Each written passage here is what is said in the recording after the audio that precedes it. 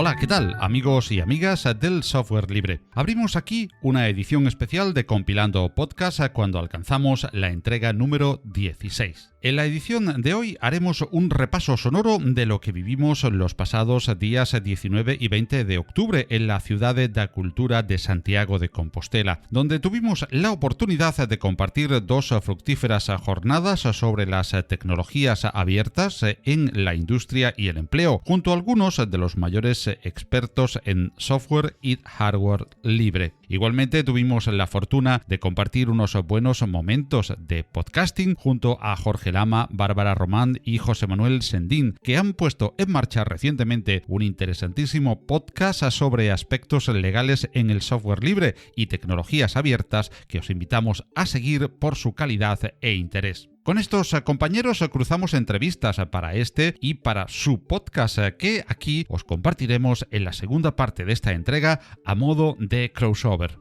Por otro lado, quiero compartir con todos vosotros una nueva iniciativa del equipo de podcasters de Quilol Radio, que ha inaugurado un canal en Telegram, el cual te invitamos a seguir y a suscribirte y que está dedicado a compartir audios cortos de no más de 5 minutos hechos ex profeso y en exclusiva para este canal. Tanto Juan Febles como Ricardo Espinosa Ricci, Natanael Neosite, Ernesto Acosta Elaf, Eduardo Collado, Sergio Tarteca, Matías Tolosa, Alejandro López, Yoyo Fernández y un servidor Paco Estrada compartimos con todos nuestros oyentes audios cortitos a modo de píldoras sobre diferentes aspectos que generalmente tratarán de tecnología y vida tecnológica, con especial énfasis en GNU Linux y software libre, aunque de temática libre y variada.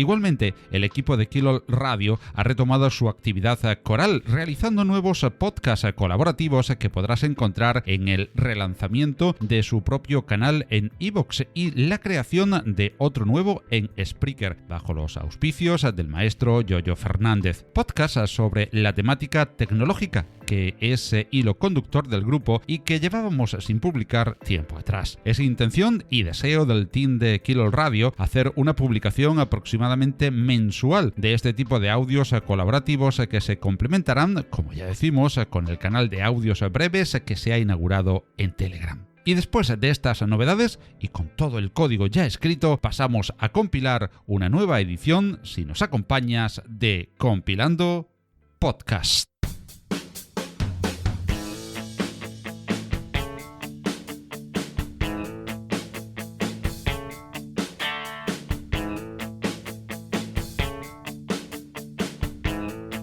Durante los pasados días 19 y 20 de octubre y organizada por Agasol, la Asociación Gallega de Empresas de Software Libre, tuvo lugar la LibreCon 2017, el principal encuentro hispano sobre tecnologías libres en la empresa y el empleo. Esta edición tuvo lugar en Santiago de Compostela, en esa alternancia que en los últimos años tiene este evento entre Euskadi y Galicia, bajo los auspicios de ESLE y Agasol, según la sede que le acoja anualmente. Un excelente punto de encuentro entre profesionales del sector, empresarios, asociaciones, desarrolladores técnicos y amantes del hardware y software abiertos y libres, que se ha repartido en esta edición del 2017 en dos jornadas llenas de instructivas ponencias en tres salas, cuyos nombres ya eran toda una declaración de intenciones: Ritchie, Lovelace y Turing. El programa, centrado en la industria 4.0 y el sector primario en relación con las tecnologías libres, contó con ponentes destacados que hizo difícil para muchos de nosotros saber a qué conferencias acudir, dado el alto interés de todas ellas. Destacar alguna de las ponencias de la LibreCon sería equivalente a mostrar todo el programa, pues de todas ellas podríamos extraer jugosos e interesantes momentos. Sirvan, pues, a modo de ejemplo, algunas de las intervenciones que ofrecemos en esta edición de Compilando Podcast. Contra el trabajo infantil, escuelas y maestros. Contra la falta de agua potable, pozos y fuentes. Contra el hambre y la exclusión, justicia y solidaridad. Contra la pobreza, manos unidas. Hazte socio o haz un donativo en el 902 40 0707 o en manosunidas.org. Luchamos contra la pobreza. ¿Te apuntas?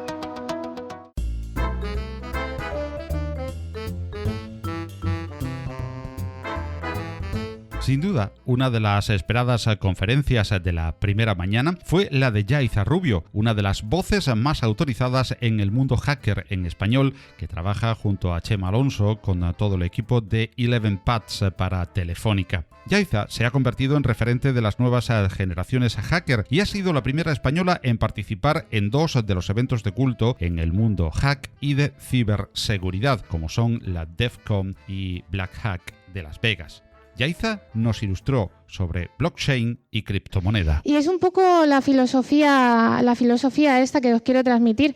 Nosotros durante toda nuestra historia como sociedad hemos estado, desde que nos configuramos como sociedad, hemos estado confiando poco a poco, cada vez que habíamos ido creciendo, hemos estado confiando en instituciones como puedan ser gobiernos, empresas o lo que fuera, para delegar de alguna manera pues cómo gobernarnos, ¿no?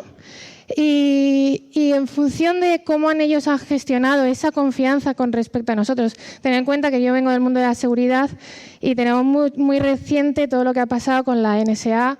Y entonces yo he entendido también el discurso anterior de la competitividad del software libre, pero también otra de las cosas y otra de las virtudes que ofrece este sistema es tener un código abierto en el que cualquier persona puede estudiarlo, puede mejorarlo, puede evolucionarlo y puede distribuirlo. Y eso evita pues, los problemas que hemos tenido a día de hoy con el tema de la seguridad, ¿no? Y evidentemente, otra de las funcionalidades, una de las tecnologías basadas en software libre que a día de hoy nos estamos dando es blockchain. Y blockchain, una de las fundamentales, una de las atribuciones fundamentales es para reducir esa incertidumbre que a día de hoy tenemos y hemos delegado anteriormente a otras instituciones como puedan ser gobiernos o instituciones como bancos o corporaciones. Nosotros, por ejemplo, también como empresa, como Telefónica, nuestro presidente lo ha entendido muy bien. O sea, hemos tenido que evolucionar como empresa en la que, de alguna manera, a lo mejor nuestros usuarios han evolucionado a desconfiar un poco sobre lo que nosotros estamos haciendo con su información y se está trabajando mucho en ofrecer a nuestros usuarios esa capacidad de que sean ellos mismos los propietarios de su información. Y una de las soluciones para, no digo que Telefónica lo vaya a hacer, pero que sí que aplicaría, sería la implementación de blockchain a todo ese sistema, ¿no?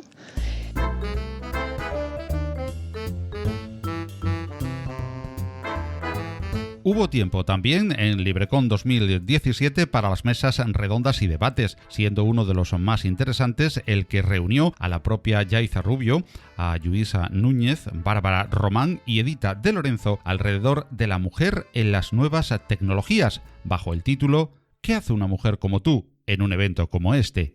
Y bueno, es un poco... Nosotras sí, entonces.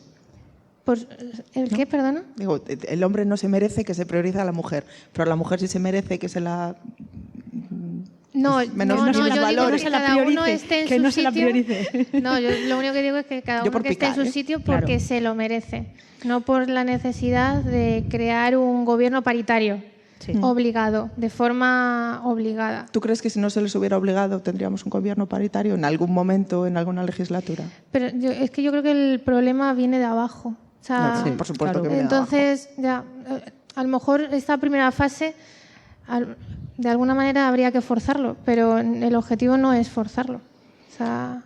Yo, a nivel personal, a nivel profesional siempre he tenido mucha relación con Alemania, que es uno de los países en Europa donde sí que existe una cierta paridad. Los países nórdicos, debe ser por el frío, siempre ha existido más paridad entre hombres y mujeres. Hasta hace 5 o 6 años el rollo feminista era, no, porque son las locas que quieren, no, yo paso. Pero bueno, la vida es pasar por ciclos y aprender de las experiencias. Y yo estoy a favor de las cuotas como medida provisional hasta lograr una sociedad paritaria. Es decir, hay aquí alguno que cuando montamos el grupo de Galstec dio su opinión al respecto y después en el café podemos seguir discutiéndola. ¿Es necesario que se tomen medidas para obligar a la sociedad a poner a las mujeres? Por ejemplo, yo a eventos donde no hay mujeres no voy, ya no voy. Ya no digo que haya el 50%, digo que haya mujeres, es que si no, no voy. Y entonces me decían, claro, pero a lo mejor es que la charla la da, voy a mirar a este sector que hay menos mujeres por aquí, la charla la da una mujer y a lo mejor hay un hombre que la da mejor. Es que ya no estamos en ese punto, estamos en el punto de que primero que haya mujeres. Cuando se normalice la situación y todos estemos acostumbrados a que haya mujeres en consejos de dirección, CEOs, CTOs y demás, entonces sí, ya jugamos todos a los méritos. Pero cuando esos méritos cuenten lo ¿cómo mismo. se normaliza una situación? Pues tomando medidas que no sean... ¿Tomando medidas dónde? Claro, o sea, todos, a todos los niveles. Es que si vamos echando pelotas fuera, no vamos diciendo, a ver, este es un problema más general, es un problema muy cultural y muy general. Ya no hablemos del tercer mundo. ¿Estamos peor que las mujeres en el mundo del software libre con respecto al mundo del software privativo o qué pasa? Pero es lo que digo, desde abajo, desde niñas pequeñas. Precisamente Bárbara Román nos ilustró en su keynote sobre aspectos legales del cloud computing, ya en la segunda jornada del Congreso. Efectivamente, tú puedes tener datos almacenados en una cloud, en una nube que sea pública y que sea con un software privativo. O tú puedes tener una cloud privada dentro de tu empresa, pero que sea con software libre. Entonces, este tipo de confusiones son muy habituales porque tampoco tienes ningún sitio, no tienes un diccionario legal friki donde puedas ir a buscarlo. Y sobre todo que las nubes privadas están instaladas o alojadas dentro de tu propia infraestructura y las nubes públicas están dentro de una plataforma donde tú pagas por tener ahí la información. En el mundo legal, esto es un puto peligro. No puedo decir palabrotas, ya me echaron la bronca. Perdón. Es un puto peligro. Porque si yo tengo mis datos, que son privados, alojados en una plataforma a la que yo le pago, yo no quiero que mis datos estén al lado de los de Fátima o que se puedan confundir con los suyos. Y quiero que tú, como plataforma, me des todas las garantías a mí como usuario para saber que mis datos están seguros. Software libre, cloud computing, empresas. Yo evangelizo, aunque sea en la LibreCom, si un empresario que tiene esta confusión, o sea, un empresario yo lo entiendo como una persona que no sabe ni de derecho ni de tecnología. Incluso gente que tiene empresas de tecnología que no sabe ni de derecho ni de tecnología. Entonces, ni mínimo producto viable, ni mínima legalidad viable, no sabe nada. Un empresario piensa que el software, si vale dinero, es porque vale más o funciona mejor. Y esto es un error.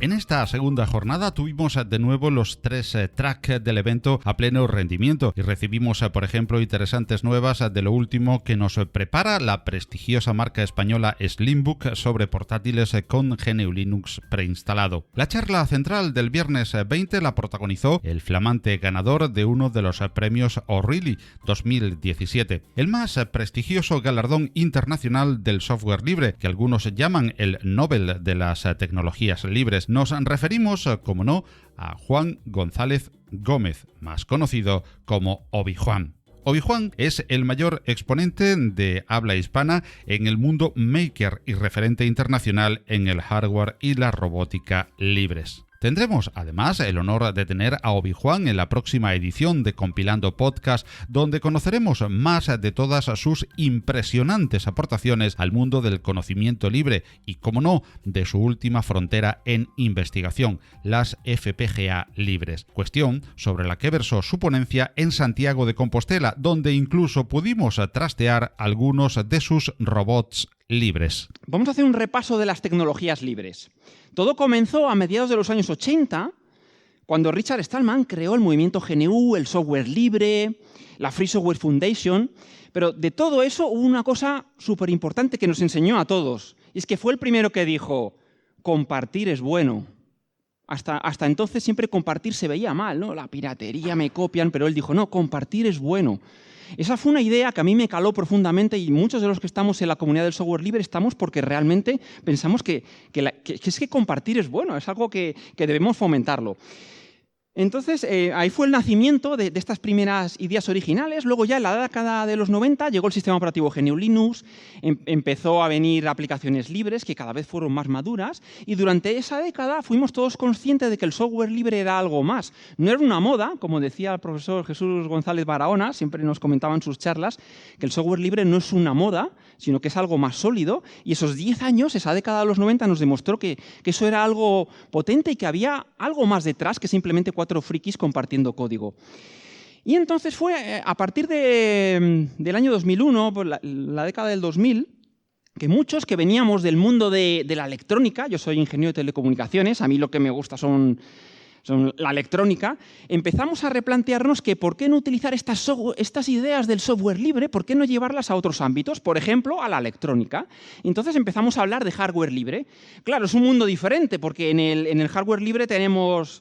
En el hardware son átomos y el software son bits, ¿no? Entonces hay diferentes reglas. Pero oye, empezó un debate y empezamos a hablar.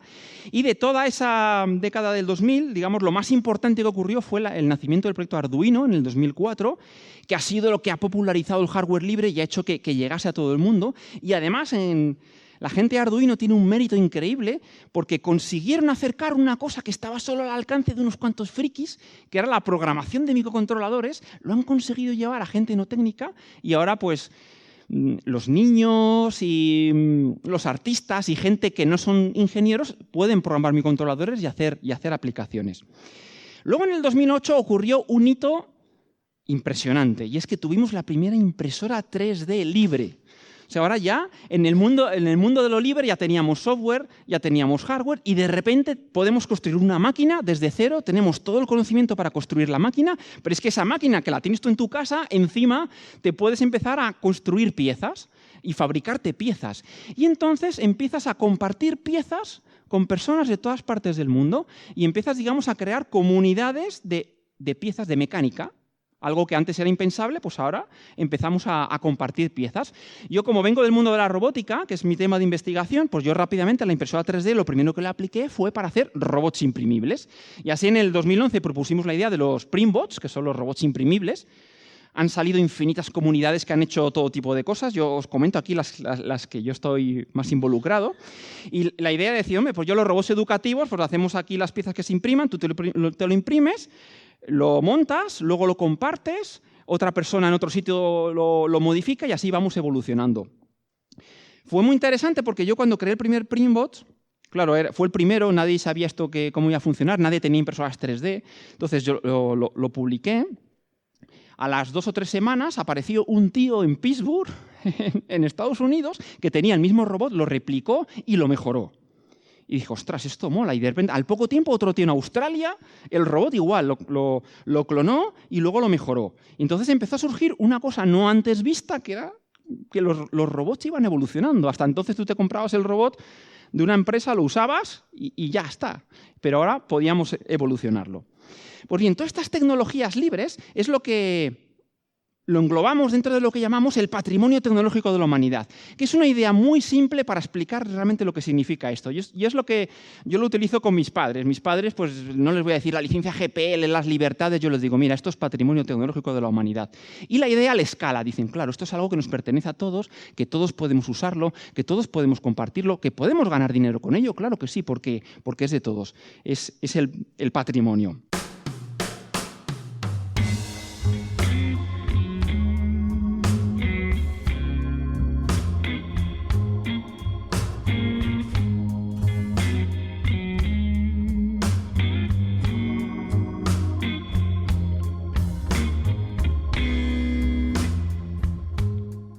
Y Carlos Rodríguez, presidente de Agasol como entidad organizadora, puso fin a la edición 2017 de LibreCon, donde una gran parte del tiempo también la pudimos dedicar a uno de los objetivos de este evento, el networking, una buena ocasión para saludar a viejos conocidos del mundo del software libre y conocer a nuevos e interesantes interlocutores que enriquecen con su compartir el conocimiento libre.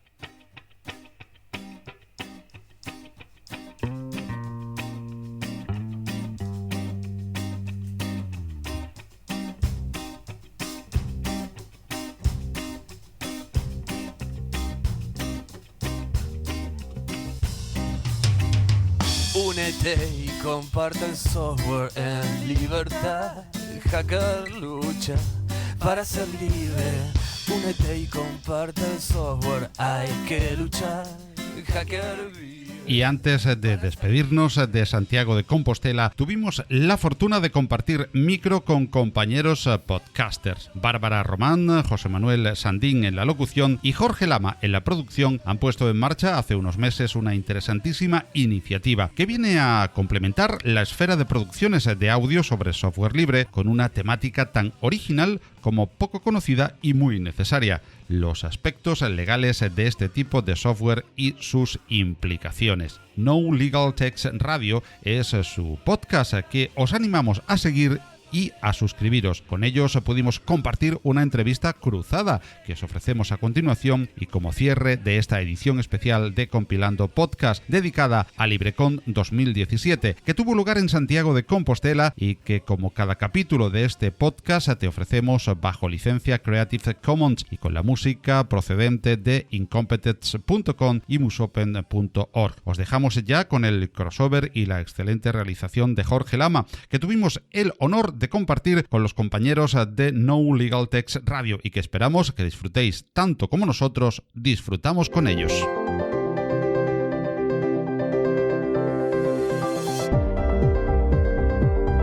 A mí la tecnología libre es algo que me apasiona. Y os vengo aquí a hablar de lo último que está ocurriendo en el mundo de los makers y de los hackers, que son las FPGAs libres.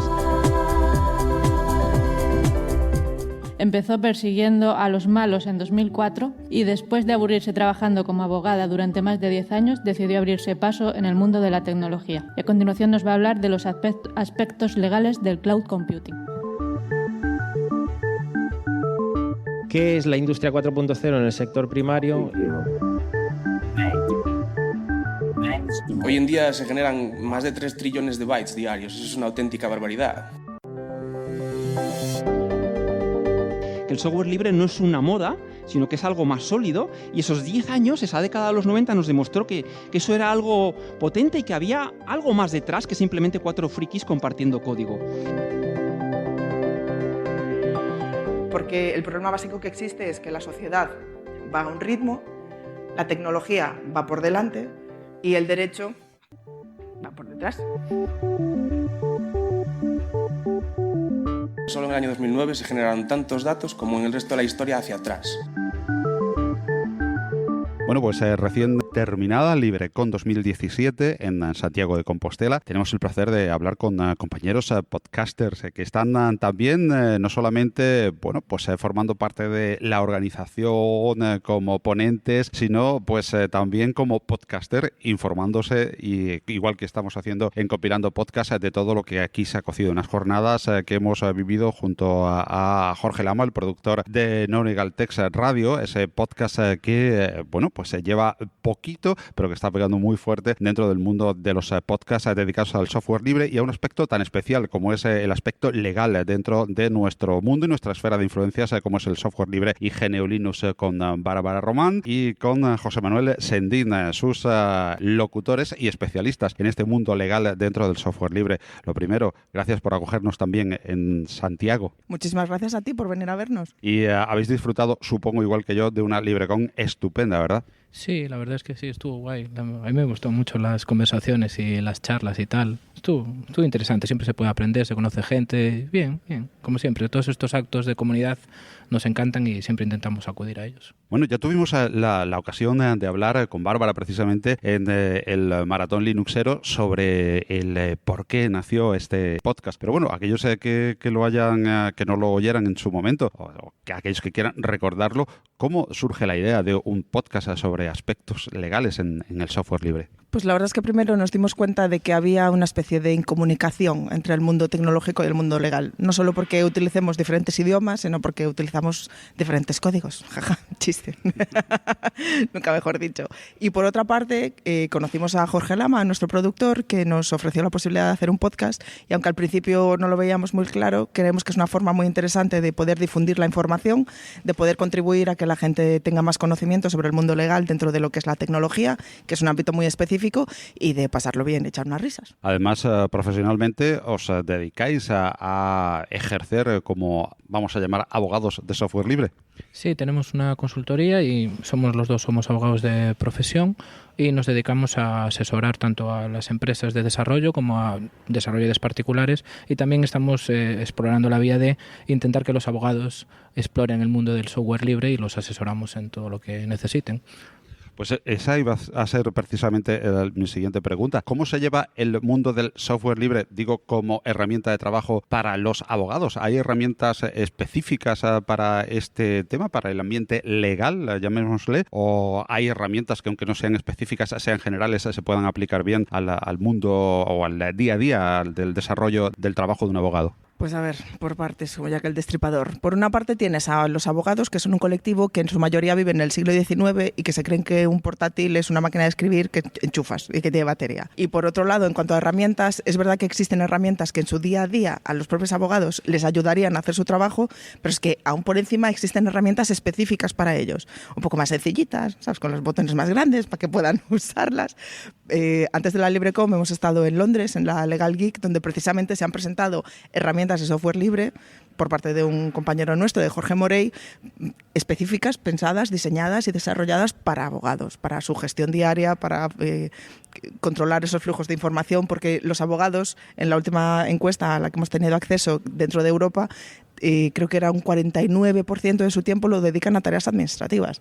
Entonces, la mayor parte de los abogados en España que trabajan solos o en despachos pequeños estarían más que agradecidos de recibir esas herramientas. ¿Cuál es el problema? La comunicación, que a ellos pues o no les llega porque no les hablas en su idioma, o bueno, están muy ocupados con su vida para descubrir la rueda, no lo sé. Yo creo que también has dado con una palabra mágica y que nosotros desde Compilando Podcast insistimos en el software libre y en el mundo GNU Linux, la comunicación es bastante deficiente, mucho más en un aspecto quizás más novedoso, porque primero parece que siempre en el mundo del derecho primero surge lógicamente el hecho en sí, la relación en sí y después el derecho que lo regula, ¿no? Parece que el software libre ahora es cuando se extiende a ámbitos empresariales, a ámbitos de uso más allá del friki o de la comunidad muy endogámica, muy interna, y ya está en la nube, ya está planteando problemas legales que antes no planteaba. ¿Es tan difícil establecer una comunicación al exterior dentro del software libre, o es el propio software libre el que impide esa comunicación, la comunidad o las formas no habituales de establecer, digamos, vínculos con el exterior del software libre?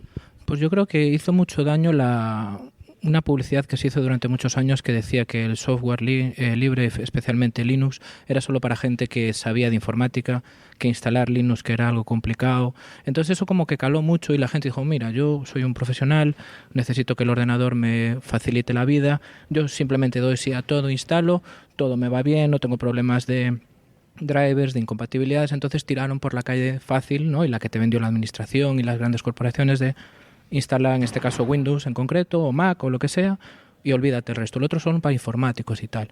Ahora hay una tendencia inversa porque se ve que no es complicado.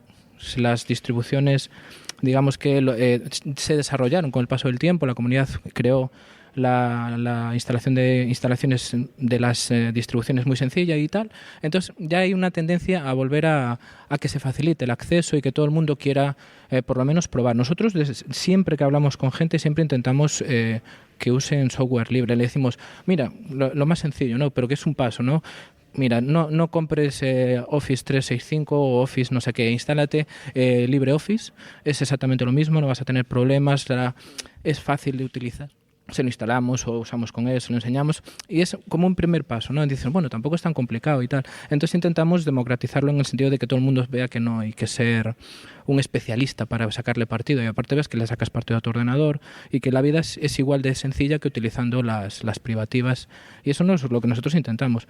Y por la comunidad yo creo que ahora también se está utilizando una técnica buena, que es abrirse, hacer meetups, hablar con la gente, hacer actos como este, todo tipo de eventos que permiten que la gente lo conozca y que vea que no es una cosa de gente rara, oculta, como bajo una capucha y tal, y que bueno, que todo el mundo lo puede utilizar, y que la cuestión es simplemente probarlo. Una vez que la pruebas y ves que de verdad el mundo se puede ver de un prisma distinto desde la ventanita o desde la manzana, pues lo pruebas y nosotros evangelizamos siempre, eso como mínimo. Bueno, dentro de un software privativo con unos cánones muy estándares, muy conocidos, muy apegados a una serie de propiedades intelectuales que ya venían dándose en en el cine, en las obras escritas, en la música, pues más o menos empiezan a copiar prácticamente un copyright que casi todos medio entendemos y es casi universal, entre comillas, lógicamente hay sus diferencias. Llegan esta gente de Linux y esta gente del software libre y sacan la GPL1, la GPL2, la Apache,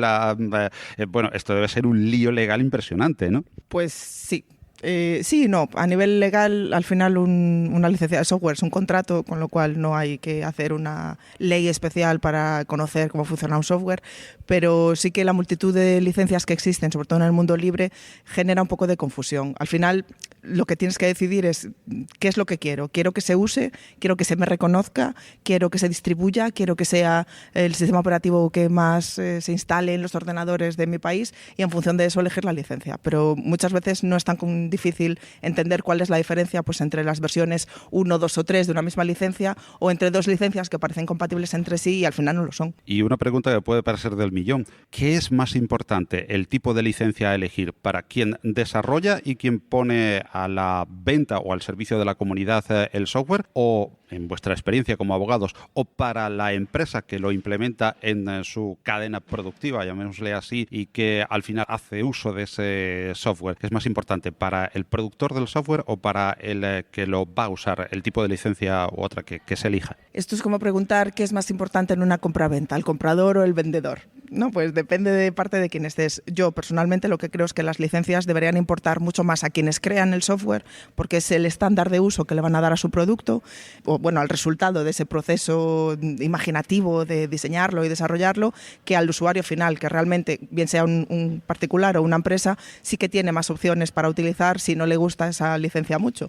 Pero bueno, yo no creo que los particulares entiendan muy bien el tema de las licencias. Creo que es mucho más importante para quienes desarrollan el software y crean esos productos. Y si ya es complicado elegir una licencia, qué licencia elegir, qué tipo de licencia, pues ahora nos vamos a lo que está de moda y a donde Linux y el software libre es el rey, a la nube. Uno produce en un país, otro lo almacena en otro país, se sirve a través de un servidor desde un tercer país, cada uno con sus legislaciones particulares, cada uno modificando. Esto debe ser un follón impresionante para un abogado, lo de la nube, ¿no? ¿Hay alguna legislación, hay alguna manera de poner orden en esto? Como decía Bárbara precisamente en una charla que dio ella de los problemas legales sobre el cloud computing, el problema es que lo que pasa es que el derecho va como 5 o 6 décadas por detrás de lo que es la realidad y la técnica y lo que se utiliza.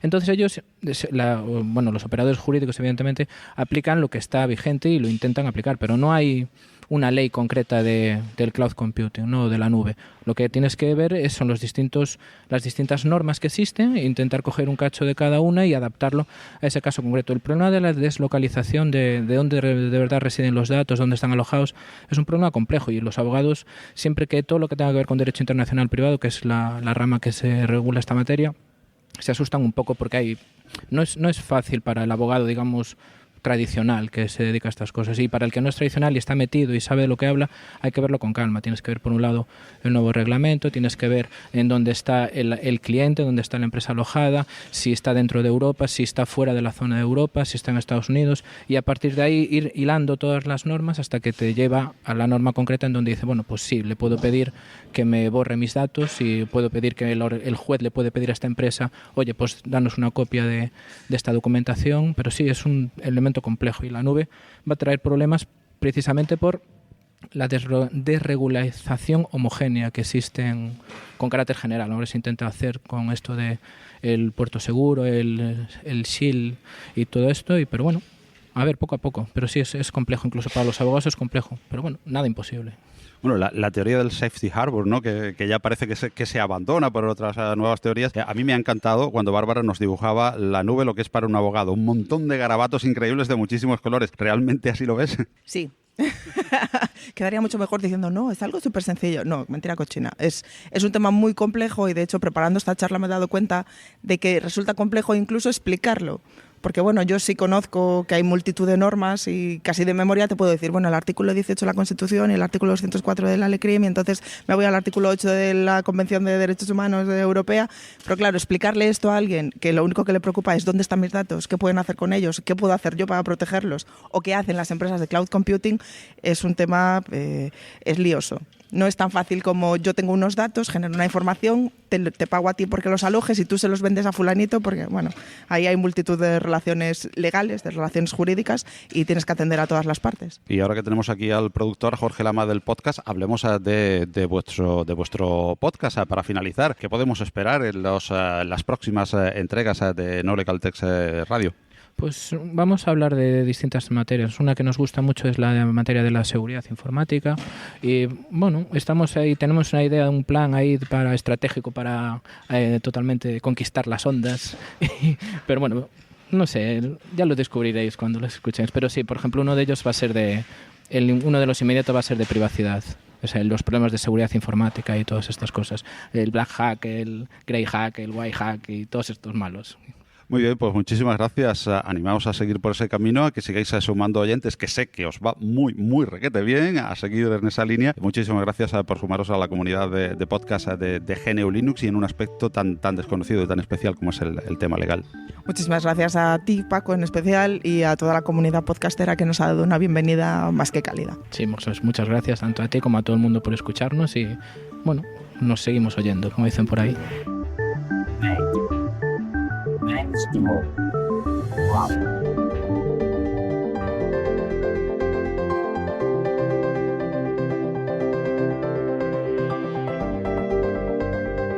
Hola, 1, 2, 3, LibreCon 2023.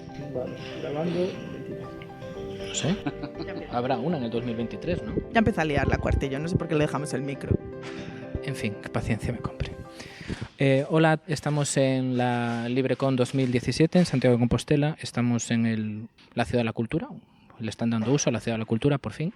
Y nos acompaña en este momento el gran Francisco Estrada, que seguramente, si nos está escuchando, lo conoceréis, que es de Compilando Podcast, que vino desde las islas a hacernos una visita. Esperamos que te haya gustado Santiago de Compostela. Hola, ¿qué tal? Hola, ¿qué tal? Pues muy bien, la verdad, Santiago siempre estupenda, acogedora, y a pesar de vuestro típico shirimiri, ¿no?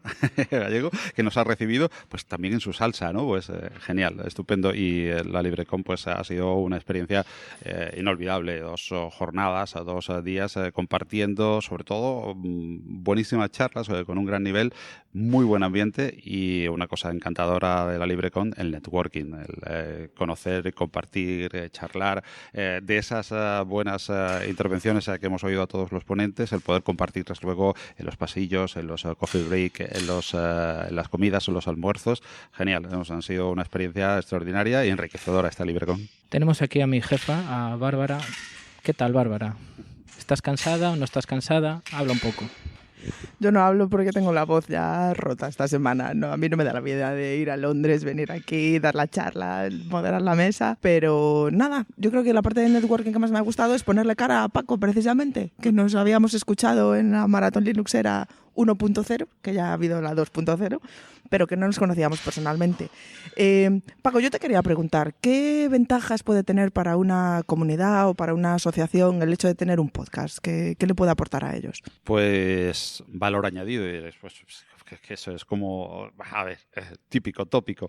No, a ver, muchísimo valor. Es una manera de comunicar, que aunque muchos se quisieron ver, y esto es casi pues algo muy similar a la radio, ¿no? Aquello de que el vídeo mató a la estrella de la radio, pues parece que YouTube mató todo lo que fuese simple y llanamente audio, y sin embargo el audio, con los podcasts en auge en Estados Unidos sobre todo, parece que empiezan a remontar también en Europa y algo en España, pues pueden aportar una vía de comunicación realmente importantísima. Fácil, entre comillas, de producir. Digo fácil porque no es realmente demasiado costoso de producir. Costoso en tiempo sí, pero quizás no en medios.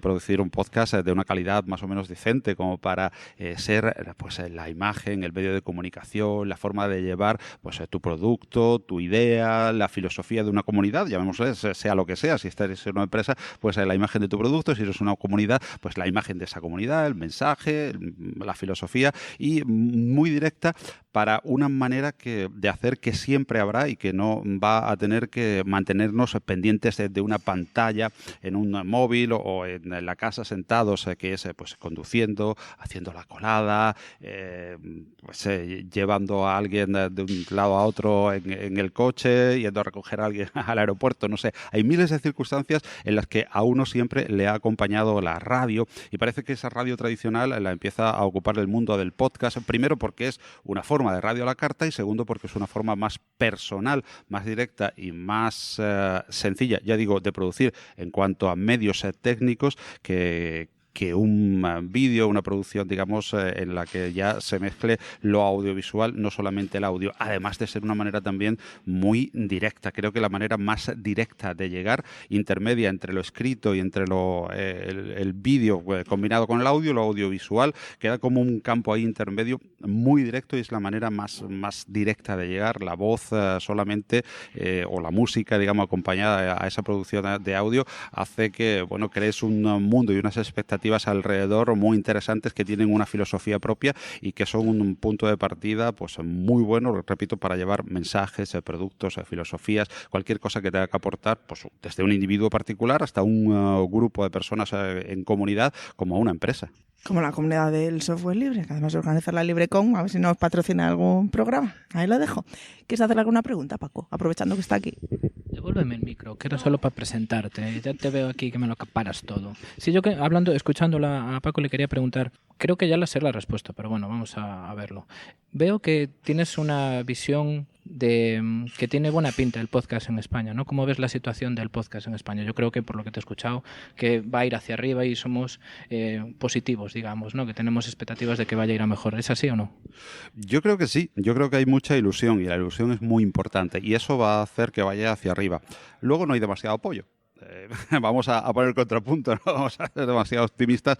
No hay demasiado apoyo por parte de empresas, por ejemplo, que quieran meterse a patrocinar, que quieran ver formas de negocio, que también es importante que haya, porque hay a veces una contradicción demasiado fuerte, o unas luchas intestinas demasiado fuertes sobre si el podcast debe ser profesional o no debe ser profesional. Yo me baso en la comunidad del software libre. Si no hubiese ese amateurismo, y ayer vimos una conferencia muy interesante hablando sobre el amateurismo dentro del software libre, ese voluntariado que empezó a escribir el código, que hizo el código, que sigue manteniendo muchas aplicaciones, muchas distribuciones, probablemente no habría software libre, pero tampoco el software libre sería como lo conocemos si no hubiese empresas que hubiesen tomado ese software libre, que lo hubiesen mejorado, que lo hubiesen empaquetado, que lo estén distribuyendo y que estén viviendo de ese software libre. Por lo tanto, el podcast puede ser exactamente igual. Puede tener una capa amateur importante que lo sustente, que le dé razón de ser, que sea una manera directa de estar en contacto un podcaster con el cliente por el puro hecho de comunicar sin nada más,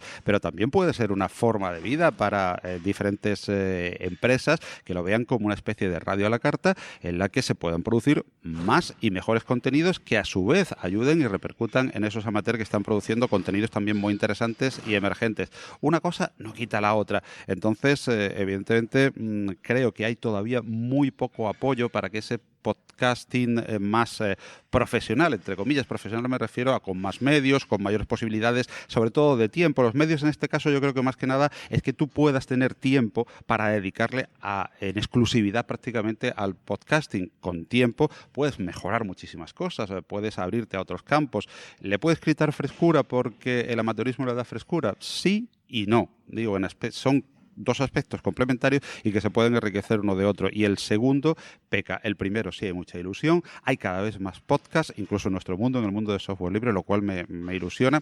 Y creo que debemos de dejarnos un poco de esas controversias absurdas que a veces también, lo comparo mucho la comunidad podcaster con la comunidad GNU Linux, que nos llevan a enfrentamientos intestinos, en guerras absurdas que no llevan a ninguna parte sobre si es podcast, si tiene feed, si no tiene feed, el podcast al fin y al cabo es como un programa de radio vendido a la carta con un feed que te lo puedes descargar. Luego ya los contenidos, si son más o menos amateur, todos son podcasts. Todo cabe dentro del podcasting, todas las ideas y todas las maneras de hacer una radio a la carta con un feed que se cuelga en internet. Prácticamente eso es lo único que define, a mi punto de ver, por supuesto, hay otros más, el podcast. Lo demás son discusiones absurdas y una cosa que está tan empezando, tan pequeñita, es como el niño pequeñito. Necesita al principio muchos cuidados, muchísimo tiempo que dedicarle y hay que dejarle un poquito hacer para ver cómo va creciendo. Luego ya pues podremos ir dándoles más de nuestra propia impronta y tal, pero al principio necesita que toda la familia esté un poquito alrededor de él y no castigarle demasiado, ¿no? Pues ahora que están haciendo un poquito en España y qué tal, pues dejémonos un poco entre los podcasters de discusiones absurdas y de enfrentamientos tontos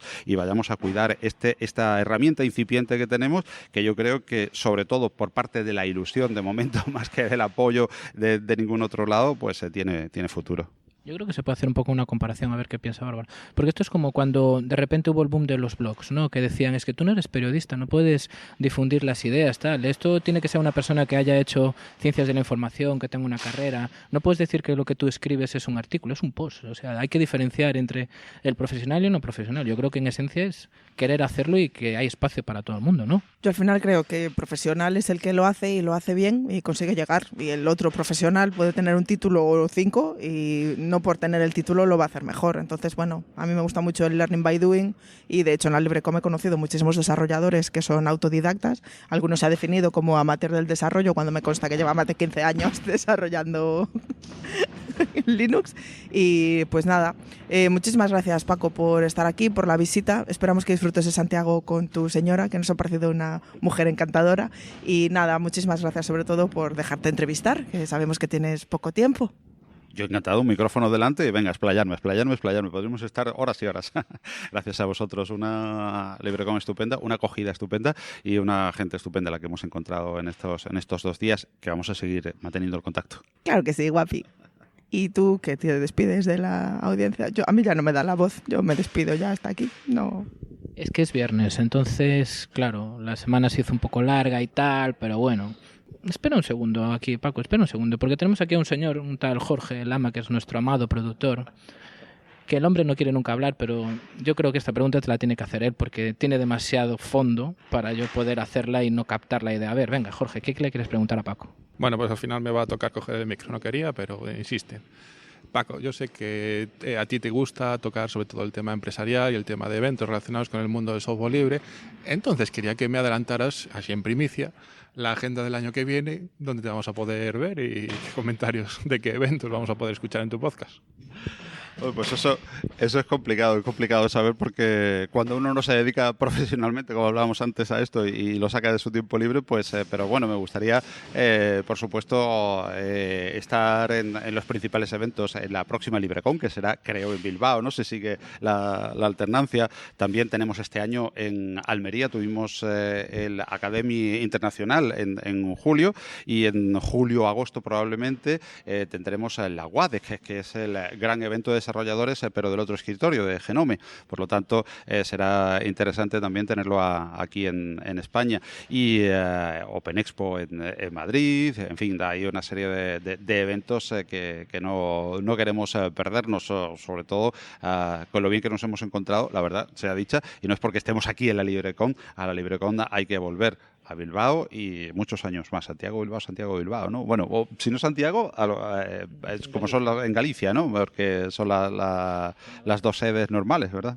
Sí, es a gasol. Ahora últimamente se está haciendo, alternando Santiago y Bilbao, y esperemos, bueno, sitio hay, ya ves que la Ciudad de la Cultura, aunque haya costado miles de millones y tal, es un sitio bonito y se pueden hacer cosas chulas en la Ciudad de la Cultura.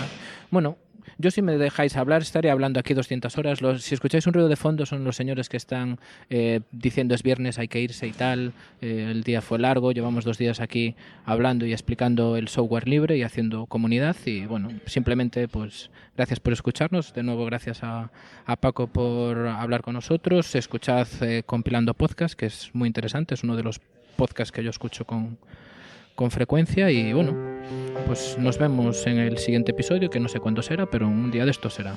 ¿Verdad, Bárbara? Venga, despide tú. Adiós.